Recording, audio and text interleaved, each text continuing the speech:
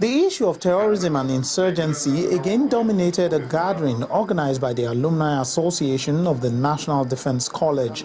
The guest lecturer and a former commandant of the Nigerian Army School of Infantry calls for total war against terrorism. Nigeria's weak foreign policy posture in the face of international terrorism is believed to be partly responsible for the lack of tangible multilateral approach in the fight against terrorism in the country.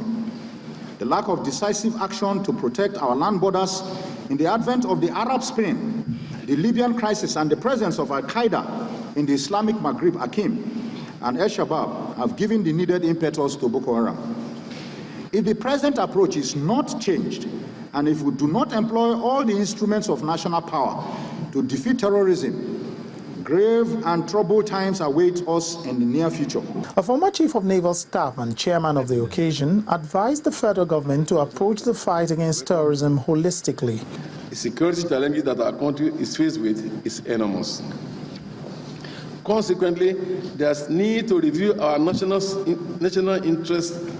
internal security doctrine from coercive approach to the more progressive approach of laying emphasis on the improvement of the socio-economic conditions of the Nigerian citizen.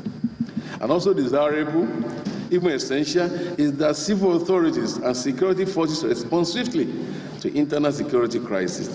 For the Vice Chairman, Senate Committee on Defense, Nigerian youth seeking education from nations with extreme religious bent should be discouraged from studying in such countries. Part of the problem is that we have exposed our youth to nations that are extreme in their behavior, that we should begin to think about not sending our children to some of those nations with extreme religious bent. In the last decade or so, we have seen more and more children going to school in those areas, and they have always come back with extreme beliefs and all that. The one-day seminar, which is the fifth in the series organized by the Alumni Association, will, among other issues, examine the involvement of retired security personnel in the fight against terrorism and the role of communities in national security.